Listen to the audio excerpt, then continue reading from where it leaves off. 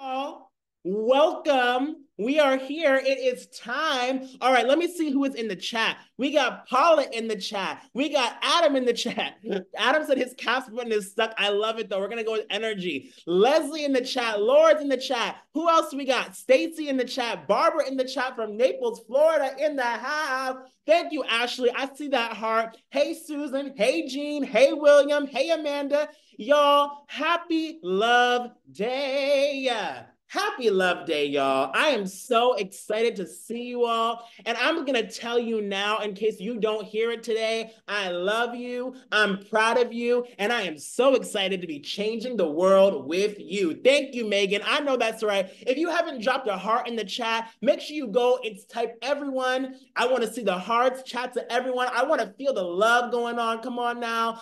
Yes, thank you, Tammy. I love it. Thank you, Doug. Thank you, Danielle. Thank you, Chris. Thank you, Mary. I love it. I love it. I love it. I love it. I love it. Let's get those hearts going. Let's feel the love because y'all, I say this all the time, but do y'all remember what philanthropy means? The word philanthropy means love of humankind. Okay, it means love of humankind. It's all about love. So we are here. We are here. We are going to love because love is going to change the world. Okay, y'all, if you don't know who I am the host that gives you the most. Okay, my name is Floyd Jones. I am so pumped to be here. Y'all, we had over 2,300 people register for today. 2,300, okay? And even more are piling into this chat today. I am so pumped. I'm the Director of Community and Partnerships here at Give Better. I love working with organizations, small grassroots orgs. And y'all, I was recently featured on LinkedIn for nonprofits. I don't know if it's a flex. I don't know. Grace, thank you, Grace, for adding my fun fact in today. Because child, some days I'm like, what else I gotta say? So yes, check me out. I love LinkedIn. Let's continue to hang out there and share some more wins. But that was so much fun. Yo, we have an action-packed session for you today, okay? As you all know, and I want you to tell your friends, say it with me, the recording and the slides will be emailed after the webinar, okay? You will get the recording. Yes, you will get the recording. I'm gonna say it now, but y'all help me out in the chat when your friends ask, because you know they will ask, okay? It's okay, Adam. Please use the Q&A, all right? There is a lot of questions that are going to be asked today throughout the session, so let's make sure we get the Q&A going. Comment, you already know, I don't have to say it, you know me, use the chat. We're going to go back and forth, okay, fam? My main question here, all right? Make sure you're chatting to everyone. My main question here, who is in the Facebook fam?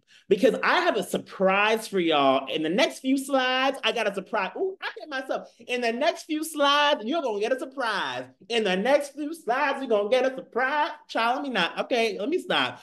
I want to see if you are in the Facebook fam. I want you to comment below. Let me know, okay? Child, I got all the rhymes today. Who's in? Tara's in, Mary's in, Debbie's in, Aunt Anna's in, Jordan's in, Julia's in, Julie's in. I love it. I love it. I love it. I love it. We are going to drop the link to get in the Facebook fam because, oh, when I tell you I'm the host that gives you the most, I got blessings for you today, okay? We are going to go through our intros. I got high value Holly on deck. You know her. You love her. We're going to go transforming the transactions with Tammy. We're going to do some Q&A, and then we're going to do a wrap up. Y'all, I'm going to stop talking because y'all already know who we're about to bring up. You know her. You love her. She's our top success manager. Okay, she's one of our favorites. She's been here from the beginning. High value Holly in the house. Can y'all welcome Holly to the chat, please? Can y'all welcome Holly? Hey, Holly. Hey Floyd, you always give me the best intros. Like my ego is just so big right now. So Come thank you. on. We love you. We love you. All right. What is up in Give Better World? Floyd, do I have some good updates today? We are not starting small. We're going to start big today. So in big news, your donors can now make recurring donations with ACH.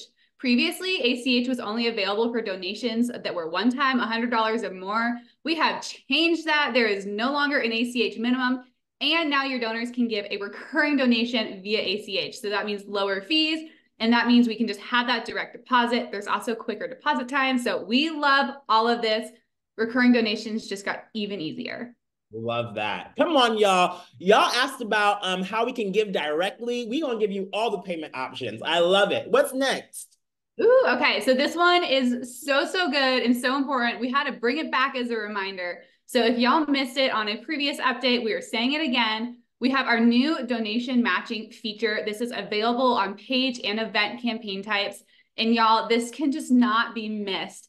Donors are more likely to donate if a match is offered. How many more? 84% of donors are more likely to donate if a match is offered. So y'all get those matches and highlight it, shout it from the rooftops, show it on your Give Butter page and event campaign types, and get those extra dollars rolling in. And also, it's just so fun. You'll have to go and check it out on our website or in the help center to see what it looks like, but it looks so good, and I can't wait to see it on all of your spring campaigns. I love it. Okay, y'all. In March, if any basketball fans are in the house, there is a specific tournament that happens in March. What is that tournament called? It's called March blank basketball. Is this ringing any bells? Okay, I love it. March Madness. Okay, I'm seeing it. I'm seeing it. Y'all, I have a drum roll, please. We don't even have a graphic for this yet. That's how fresh this campaign is. We are launching for the first time ever Give Butter Gives Back March Matchness. Okay, somebody? March. So that means we are going to be donating up to $5,000 in a campaign match. And you got to make sure you are in the Facebook fam. This is exclusive to our Facebook fam members. And you got to have a Give Butter account. Okay. Drop that link one more time, Grace. If they in the Facebook fam, this is your chance. Okay. This is your opportunity. So make sure y'all get in. Someone said, what's the Facebook? We're going to drop it. We're going to drop the link in just a second. Yes, make sure you get in because starting in March, we are going to be launching our first ever March Matchness campaign. And we are going to make sure that you are raising more. Okay. I told y'all we love to give at Give Butter. Okay. Thank you. All right, Holly, let's keep the good times going. What else?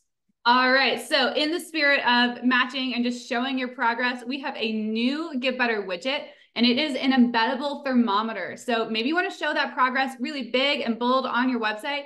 You can now embed a thermometer directly onto your site. There's also a standalone gold bar, so maybe you prefer a gold bar over a thermometer. We've got options for you, but there is no reason to not keep your donors in the loop and show them how close you are to your goal.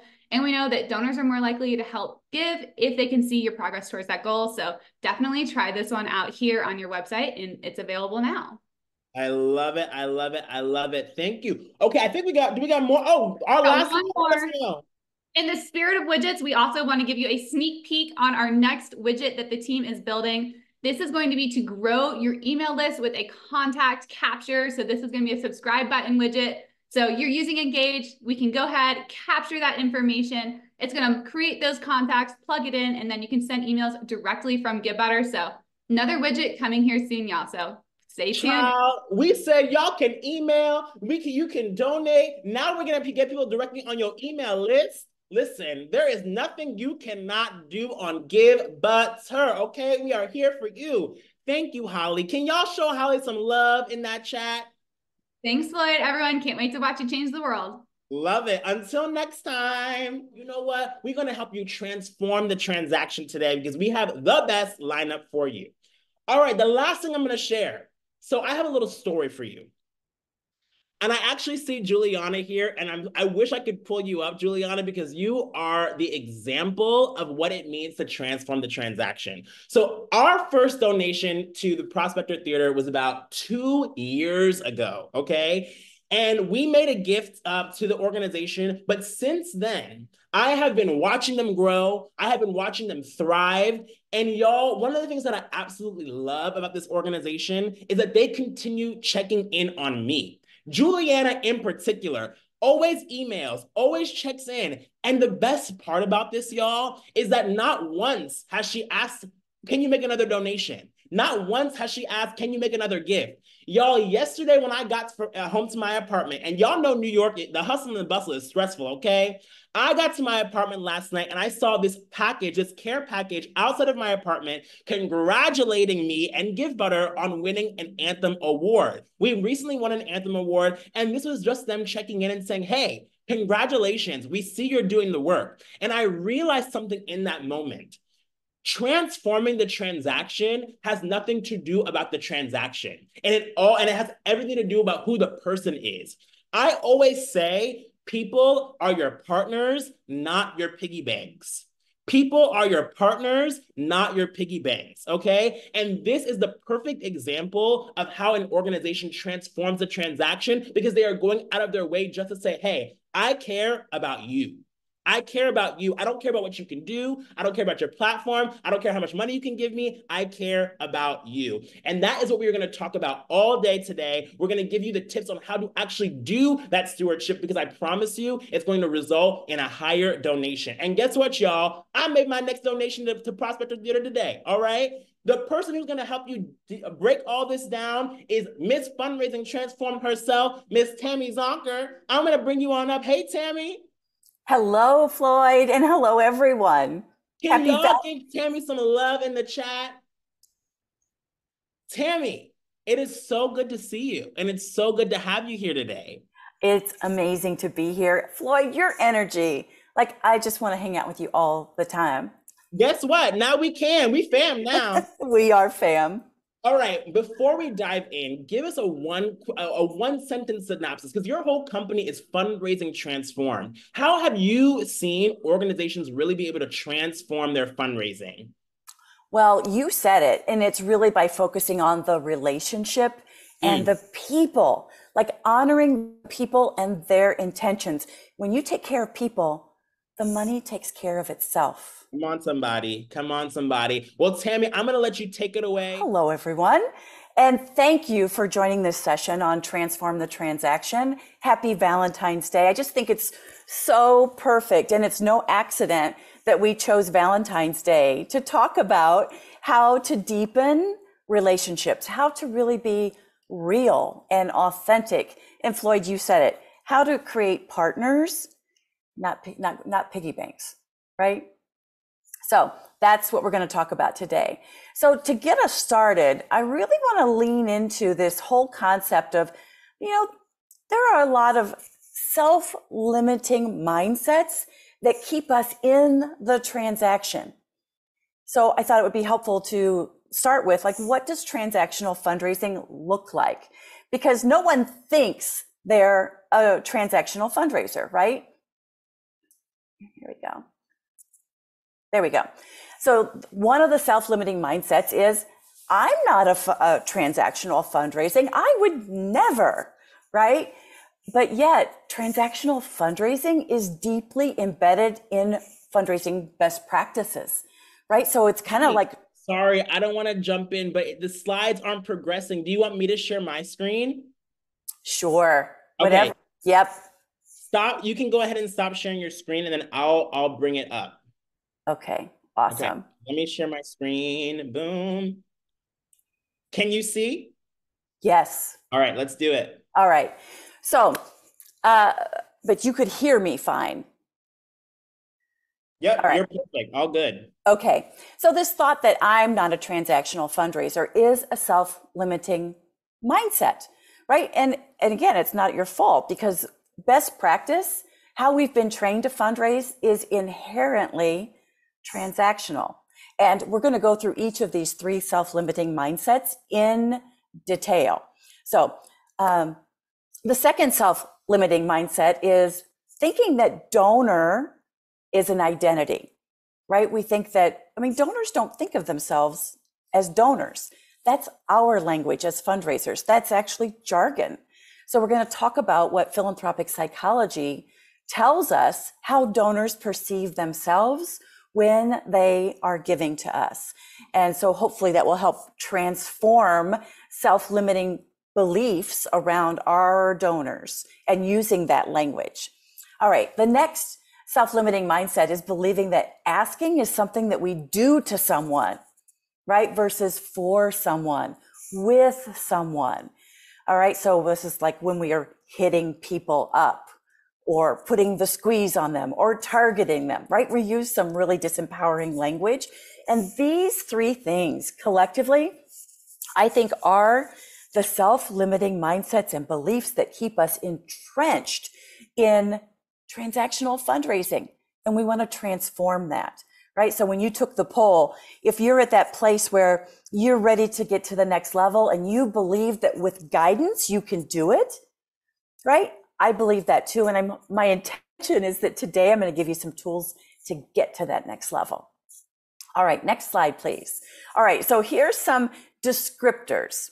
Like, you might be a transactional fundraiser if you engage supporters based on their gift values versus their behaviors and interests, right? So best practice has been, let's segment our donors by gift value. We'll put them on a calendar. We'll decide donors who give the higher gift values are going to get touch points, maybe every month, January, February, March, and so on.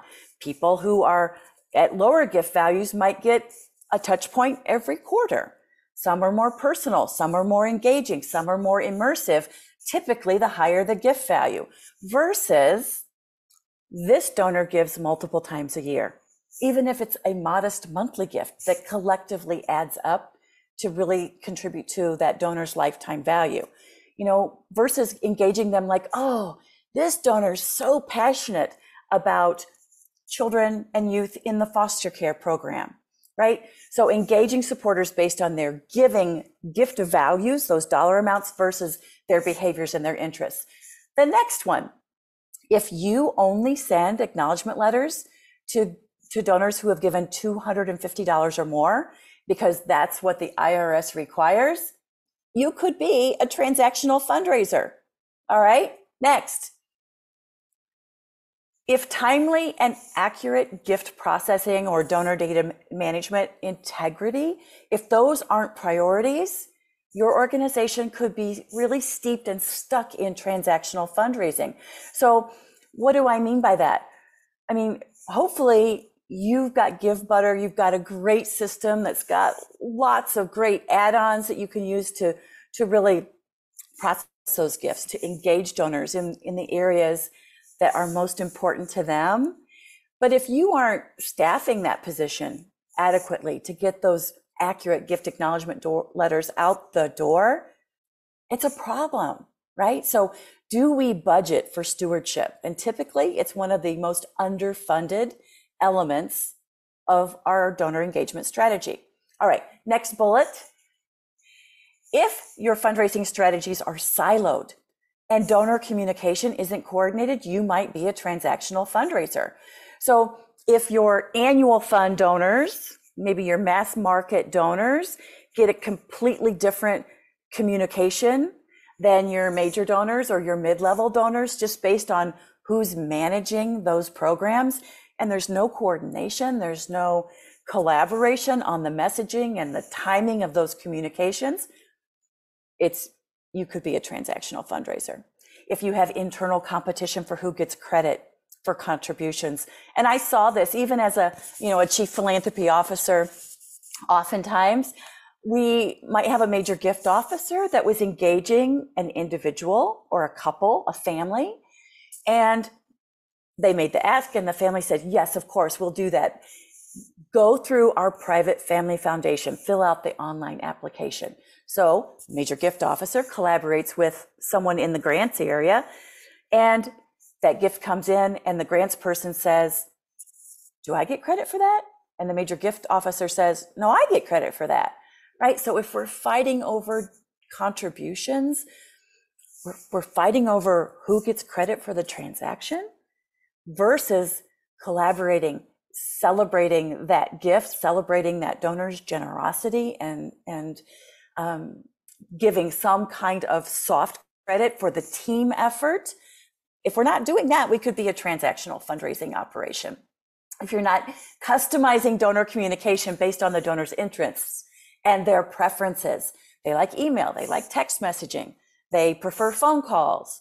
Don't text me before 10 a.m. If you're not customizing donor communication based on what they've told you or based upon what you've observed in terms of what they click on, when they open things, when they respond, if you're not doing that, you could have a transactional fundraising operation. Next, if your impact reporting is focused on outputs versus outcomes, right? So great that you're maybe sharing and creating an impact report and reporting out that we served 7,500 children last year. We distributed, 50,000 pounds of food, however much food that is, right? Again, jargon, versus we helped children, 80% of our kids in foster care graduated on time, right? Or so outcomes are an indication that you're more on the relationship side, right? Conveying the impact of those gifts, not outputs and quantities and numbers. And lastly, and this is a biggie, if you hesitate dispelling misconceptions or stereotypes that your donors have about the people that you serve, about the amazing, courageous people who participate in your programs because you're afraid of losing that gift, you're in the transactional fundraising world. And I'll tell you a short story. When I was Chief Philanthropy Officer at the Children's Center, we had a particular donor who came to me and said, "Tell me, who are the smart ones?" "What do you mean?" The ones who are working the system. And I'm like, 5, 4, 3, 2, 1, right? I mean, that's candidly, it's a really offensive question. It reeks of a stereotype and profiling of the people that were participating in our programs. And so I later so what I said was, here's the thing. Maybe 3% of the people that we serve, like, they could pull themselves up by the bootstraps. Like, that's one common conception, that people should be able to pull themselves up. Maybe 3% are, like, through generational poverty and racism, they have learned how to maximize the system for survival. But it's the 94% of the people in the middle that I get up for every day. And I'm sure that's why you are so generous as well, right? So again, just looking at correcting those stereotypes, right? Having the courage and the confidence to say, here's the truth, even if that's at the risk of losing a donor. All right, thinking donor is an identity. Next bullet. So if you hear like, oh, that's my donor, or, these are my donors, or if our whole orientation to donor engagement is, my goal is to retain the donor, next bullet, upgrade their gift and have them introduce us, next bullet, to their wealthy friends. If this is your orientation to who your donor is, again, that's a very limiting mindset, because that is not how donors think of themselves. And we're going to talk about how donors do think of themselves. But first, I want to cover that third self-limiting mindset or belief. And that is that asking is something that we do to someone versus for someone. So anytime we have assumptions or entitlement, next bullet. So you hear conversations amongst your team members, or even in like a fundraising committee, about what donors should do, or those gifts are going to come in anyway. Like, that is really steeped in assumptions and entitlement. And then, of course, that disempowering language that we briefly talked about a moment ago. If you hear, conversations like, well, let's hit up so-and-so, they have money, or let's target this individual, let's target that family, let's target that company. Or if we characterize our donors as deep pockets, well-heeled, low-hanging fruit, if we say that we're going to beg someone for money, that is the environment in which asking is something that we do to someone, because it's not steeped in authenticity. It's not honoring. It's essentially using people. And that is not what we do. That's not why we signed up to be fundraisers. Okay, next slide. So Simon Sinek, he says that authenticity is when you say and do the things you actually believe. So do you really believe that you're begging for money? Do you really believe that you're hitting people up? Or that, that donors somehow have special pants with extra deep pockets? No. All right, so let's talk about how do we engage donors with empathy and authenticity and transform that transaction into a deep relationship. Next bullet. All right, so the first thing is, In fact, you can just go through, I think there's, 4 bullets. First is understanding empathy, right? Looking at from the donor's perspective through their eyes, through their perspective. And how do they recognize, how do they identify themselves when they give to you? So also engaging them through their intentions. What do you want to accomplish with your giving? What are the things that you are the most passionate about, the most interested in, the most disturbed by when it comes to the problems that we are working together to solve? Do we treat our donors and our volunteers as true community partners? And again, sometimes that means having courageous conversations. Sometimes that means pausing to talk about the complexity of our work. It's inauthentic to take that easy route and say, for $1 a day, we can cure hunger in our community. Well, we know, and our donors know, it's got to be more complicated than that. Otherwise, we would have solved hunger by now. So respecting them as partners to explain those things and to have a dialogue. And then, of course, leading up to asking for donations with empathy and authenticity. So we're going to do a bit of a deep dive into each 4 of these, beginning on the next slide. So these are some of my favorite discovery questions to really begin to understand the donor through their eyes, through their heart. How did you learn the importance of giving? I just this morning interviewed Chris Anderson for my podcast, the Intentional Fundraiser podcast. And Chris is the head of TED. And he just wrote this incredible book called Infectious Generosity. Infectious Generosity. And he talks about, in our conversation, how he grew up with parents who were missionaries. He grew up helping his father, a surgeon, perform cataract surgery in Istanbul and in India and other places around the world. That's how he learned. Now, we may not have examples like that, but we all know that philanthropy is carefully taught. We learned the importance of giving. So you want to know your donor's story, their origin story with giving, whether it's giving time or money or other precious resources. I like to ask, what are your proudest moments with us? And what are your biggest regrets, if any, or disappointments if regrets feels too strong? What part of our work interests you the most? And why is that? Tell me about your most meaningful giving experience. And it's okay if it's not with us. I really want to know. What's the most special way you've been acknowledged when it comes to nonprofits? Who does it best and why? And what do you want to accomplish through your giving?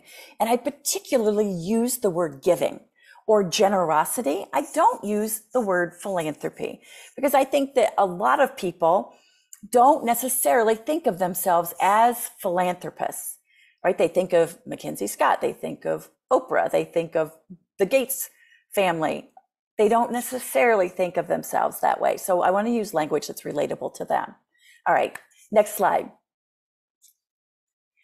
Dr. Jen Shang, who is the world's only philanthropic psychologist, and she's the co-founder and co-director of the Institute for Sustainable Philanthropy alongside Dr. Adrian Sargent.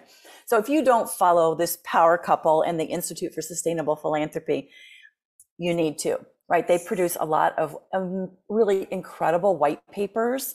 And so she says, it's so important that we use words that resonate with our donors. She says specifically, words that affirm their sense of being kind and caring help generate a positive feeling that's a key part of ensuring their continued support, right? So next slide. She and the Institute have done interviews, surveys with over 40,000 individuals, and to ask them when they give, how do they think of themselves? And these were the top 9 words: kind, caring, compassionate, helpful, friendly, fair, hardworking, generous, and honest. And so when we understand that these are the words that our donors identify with when they are giving, and we use these as an acknowledgement, as a confirmation, like, thank you for your compassion for our families and your generous support, right? When we use these words, people really feel seen, heard, and valued. And if we'll go back just one slide, I just want to emphasize the two that I have in bold: caring and compassionate. These, of all the 9, were the ones that were mentioned the most. These are the 2 most important ones to use to authentically affirm our supporters. Notice nowhere on this list does it say they identify as a donor. They don't. So we should stop referring to them as donor. They're kind and compassionate partners. They're kind and compassionate supporters. They're kind and compassionate people, right? They're people. All right, next slide. So last quote, just to put an exclamation point on Jen's research. She says, in essence, fundraisers need to focus on uplifting them, meaning our supporters, uplifting them as people, not just their gift.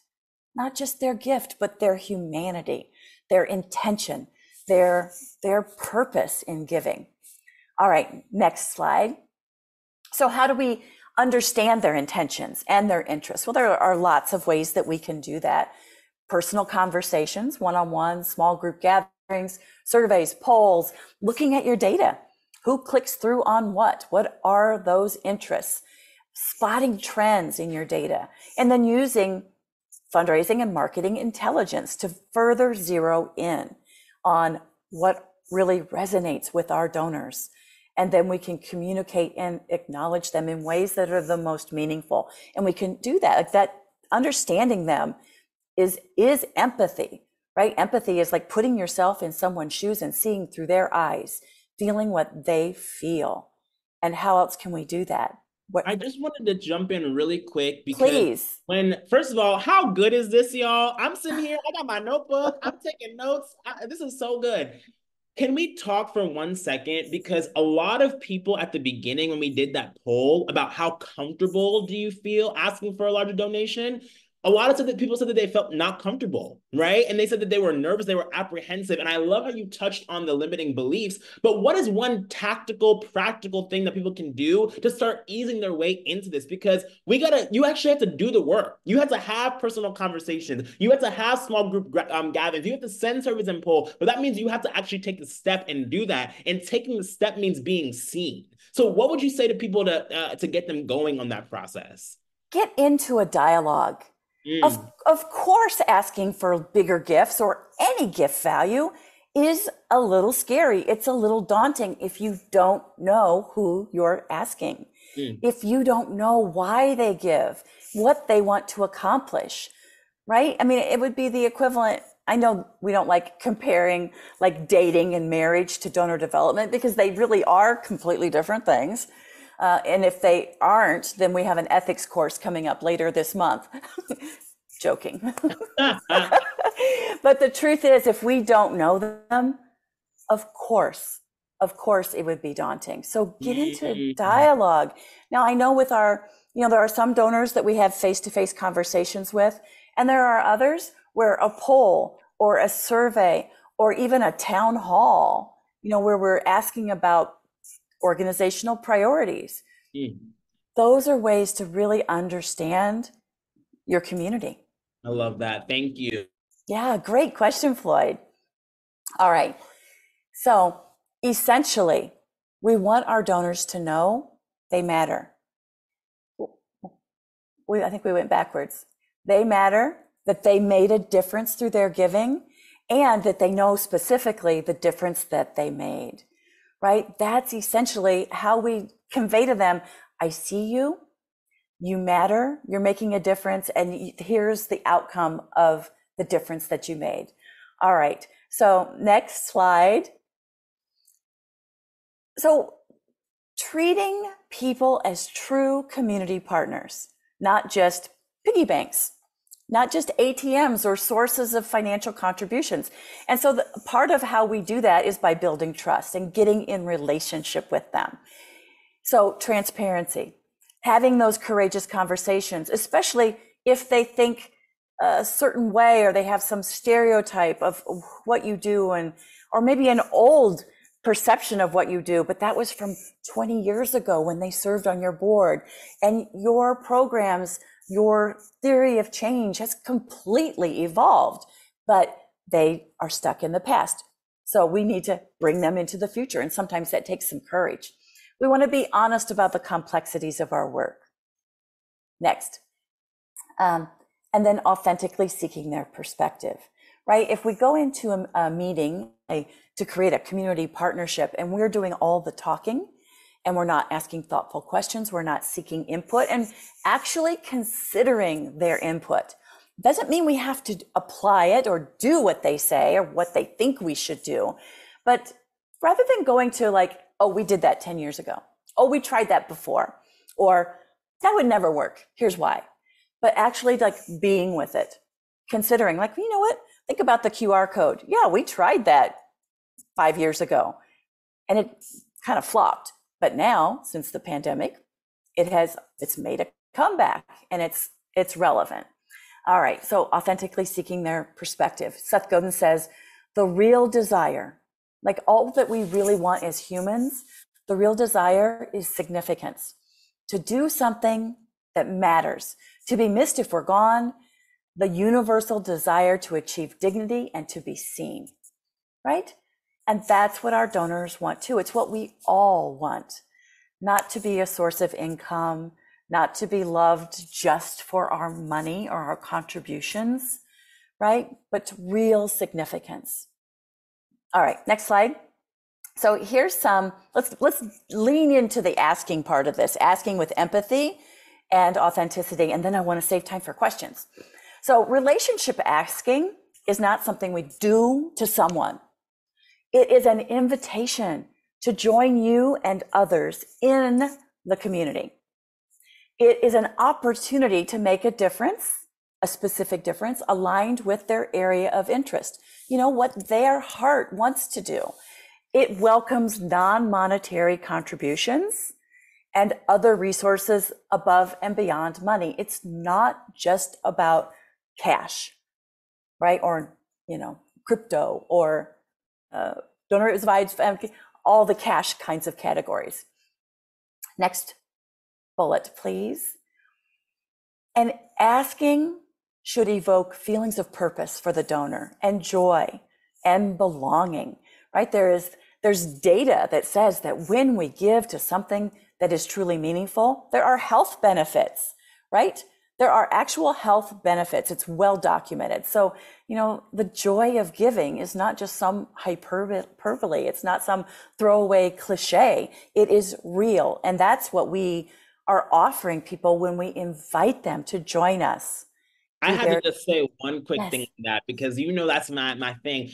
I always tell people you have to build for believers. And the way that you build for believers is with belonging in mind. That's why we always talk about naming things, right? My end of year campaign that I used to run with an organization, we called it So Every Child Can Play. So then when they made a donation, they knew that they were a part of a movement so every child could play. And we provided free sports for kids, right? When I'm working with organizations now, right? I'm helping an organization, they have a men's community, and we call that community the Alliance. So they feel they're a part of a brotherhood, right? It's not just about a donation. I always say if a donation is the only thing that you want to get, then that's the only thing that you will get, right? You don't just a donation. You want people who believe in your cause and who want to change the world with you, who want to go on the path with you.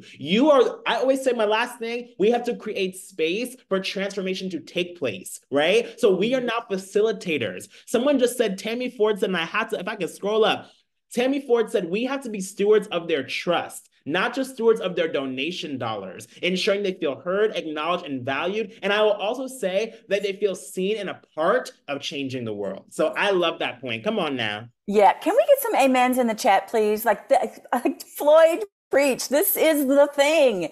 This is what transforms the transaction into transformation, into lifelong relationships, into community and belonging. And that's what we all seek. All right. So asking should be reflective, right? We should reflect on what this particular donor finds meaningful, what they've done in the past, and give a nod to that. And I've got some specific language that you can take, apply, make it your own. So it should be, a good ask should be reflective. Back one. It should be reflective. It should be specific and focused on impact, right? Like Floyd said, so every child can play. All right, next slide. So I often get, when I lead workshops or I work with clients in the major gift space or any gift space, you know, they say, Tammy, you say it so easily, like, or say that again. I want to write that down. Help me with the right words. So I wrote up some right words. What, you know, right in air quotes, because there's no one way to ask, but there is you want to be able to check a few boxes, like authentically. Like the first is to acknowledge what they have already done. And remember one of those discovery questions that I shared a few slides ago? I said, ask them, what have been some of your proudest moments with us, right? So this is where you can apply those. You know, preparing for our visit today, I was just reflecting on the kindness and compassion and really everything that you've made possible. So I'm acknowledging, I'm reflecting on what you've made possible. I'm using 2 of Jen Shang's 9 moral adjectives. And so I would say, you know, there was this thing that you did, and remember that thing. And then there was this, and they often will chime in, oh, and don't forget that. Oh, yes, how could I ever forget that? That was remarkable. All right, next slide. So today, we're here to talk about something that I know you hold dear. And then talk about, like, you hold dear making certain that every child has the opportunity to play, right? To imagine. And as you know, in our community, restate the need, right? We don't have enough green space. On average, children in our community get 10 minutes of outdoor play each day on average. So and then describe the project. So we're aiming to change that. We, you know, in this neighborhood, in that neighborhood, we have a plan for bringing safe, accessible play to our neighborhoods. And that is going to take, talk about the campaign over the next 2 years. We estimate this is going to be a $5 million project. And so today we ask for your involvement, or we ask for your participation, or, you know, and so when I thought about who cares most about this, I wanted to come to you first. And then ask them, like, so I would like for you to consider a gift of $50,000. And your commitment will go a long way toward us achieving our goal of making certain every child has a safe, accessible place to be free to play. And then I'll be quiet, and so they can process the opportunity that we've just extended. Now, here's the thing. When we are a transactional fundraiser, we're using this language, we're using the 9 moral adjectives as an in order to, almost like I'm going to trick them, right? It's not authentic unless we really feel it, right? Simon Sinek's definition of authenticity. We have to really believe what we're saying. And it's a subtle nuance. But if I'm using this knowledge in order to fill in the blank, it feels transactional.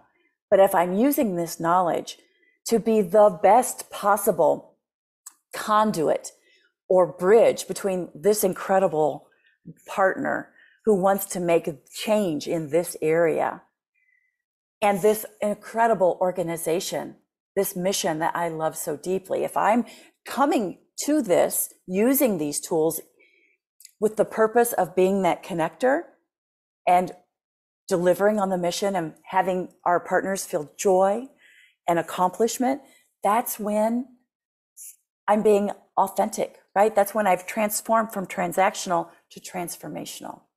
All right, next slide. And then, you know, sometimes I've had to be the 2-minute warning, okay, Tammy? So we have a lot of questions. So I was going to let you know. All right, last little tidbit. Sometimes, you know, I've had donors who say, "Oh, 50,000. You know, what makes you think that I can give $50,000?" Or some like not a resistance, but like a pause. I often will go to, like, you know what? I don't know exactly what you're able to give, but I do know 2 things. I know no one cares more about making certain children have a safe place to play than you. And I know what it's going to take to make certain that that safe play space is available to children all across neighborhoods in our community. And that's why I'm asking you to join us with that gift of $50,000. Right? I don't know what you're able to give, but I do know two things. All right. And then I just want to wrap up with a quote from one of my absolute heroes, and that is Dr. Maya Angelou. She said, I've learned that people will forget what you said, people will forget what you did, but people will never forget how you made them feel. And that's the thing. Our job is to engage donors authentically, with empathy, understanding their goals and aspirations, and having them feel the work, feel the opportunity. And I truly believe that people want to share whatever it is they have in abundance. All right. So Floyd, I want to get to those questions too. I do have a couple of free resources. You can just scan the QR code on the left will get you where you can join my free community of fundraising transformers at the mentor level, and the right QR code will give you an opportunity to subscribe to the Intentional Fundraiser podcast, which I hope you will. And I'm gonna leave this slide up for a little bit. I'll start asking some questions so people can go ahead and join in while we do it. But Tammy, that was so incredible. Like, I love the note that we ended on too about abundance, because that is where we're tapping into, right? We're tapping into abundance for ourselves, but also for the people that we serve. Let me get into these questions because there's a lot of them. And y'all, if we don't get to all the questions, if Tammy may record some of them, you can record some answers and we'll drop them in the Facebook fam. So again, make sure you in that Facebook fam, y'all. All right. So someone had a very, very good question. Jean says, Tammy, are you saying we should be having these engaging conversations with every supporter of our org? I'm going to chime in and I'm going to say, if you have a big donor base, that's not going to be possible, but there are ways that you can do it. So let us know, Tammy, how can they have these conversations without necessarily having an in-person conversation with everybody? What are some ways that they can do that? Yeah, I mean, we all wish we could have individual conversations with everyone, and it's just simply not realistic, of course. And so I would like to have one-on-one conversations with certainly donors at a certain gift value, but not to the exclusion of donors who've been loyal, who've been giving for their monthly donors, or they've been giving for years and years, or donors who, are kind of very influential or outliers or key people in different communities. For others, it could be a survey. It could be a group gathering hosted by someone in the community or another community partner, or hosted like a town hall. So there was that slide where there were multiple ways to get feedback, and not all of them are face-to-face. Only one of maybe 6 were face-to-face. So surveys, polls, those kinds of things. Even if you've got some demographics that just don't answer to polls, you can even send a postcard that they can send back. I love this question from Elizabeth that says, advice for unresponsive donors, no response to phone calls, emails, letters while still actively giving. I'm not gonna lie, I'm probably one of those people. I give to a lot of organizations and I just don't respond sometimes. But what are some advice that you have to those organizations? Yeah, I mean, they keep giving. And so they're telling you, like, I'm okay. It's okay. I'm with you on the cause. And I don't need that kind of attention. Now, again, you could have someone else reach out to them. Maybe they would respond to a board member or to your CEO if you think that's someone that you really, really want to have an individual conversation with. But otherwise, just love them. Keep loving them the way you love them. They're telling you what they want. And I'll say the thing for me too is I keep giving this organization, but they keep sending me their impact. And that's what keeps me engaged. I keep seeing what they're doing. I keep seeing all the stats that they're having, and I love it. So I would encourage you, maybe they don't want to have a phone call conversation with you or go to a lunch, but keep doing what you're doing. Keep sending them the updates. Keep letting them know the value of their impact, and that will keep going a long way. Yeah. All right, there's a lot of questions. Can you please, okay, we kind of did that. Patrick says, what is the best way to get tentative board members to take the steps in helping in funding outreach? And I love this because I think board members play a major role in doing exactly what you're talking about in terms of transforming the transaction. Do you want to speak to that a little bit? Yeah, I'd love to. So here's what I know about boards. One size does not fit all. There are some board members who are delighted to make phone calls. Others are like, no way. But they might write handwritten notes. They might be willing to make thank you calls or arrange for coffee meetings or participate in a particular, maybe there is one of those small group sessions and they are happy to participate in that. But one size does not fit all. So what I like to do with boards is create a menu. Like, here are the must-dos, right? You signed up to be on this board, 100% board giving, good fiduciary, at a level that's meaningful to you, good fiduciary accountability, good governance. Like, what are the must-dos? And then there's a menu of board choice options. And say, here's 12 options of how you can engage. Pick 4 or more. Tell us what works for you. I love that. Okay, let's try to see if we can get one more question, and then I'm going to have Grace, or if somebody from the Give It Or team can take a picture of these questions, we'll send them to Tammy, because child, y'all asked many. But let's see. How would you adapt this advice on making the ask reflective to a first-time organizational partner, such as considering becoming an event sponsor? Oh, that's a good question. So how do you utilize this organization? Because a lot of this, is applicable to current donors, but what about for newer donors, like you're bringing them in? Yeah. So let me ask a clarifying question. Are we talking about an individual donor that could be event sponsor? Or are we talking about a corporate or organizational sponsor? Well, I would say let's go from the individual, but I think it can be applicable in many ways. Mm-hmm. Yeah. I mean, the key is helping to understand what are their goals. What's like, right? What do they want to accomplish, and how can the sponsorship move them closer to achieving exactly what they want, that also supports what you want and need? I love that. I love that so much. Y'all, can you give it up for Tammy in the chat? We're going to get these questions over to Tammy and we'll drop them in the Facebook fan, but show some love, show some heart, show some gratitude. Tammy, this was amazing. And I don't know about these folks, but I feel transformed, okay?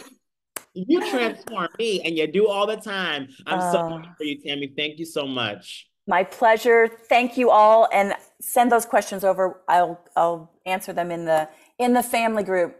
Amen. Thanks, Tammy. Thank you, Floyd. Thanks, team. All right, fam.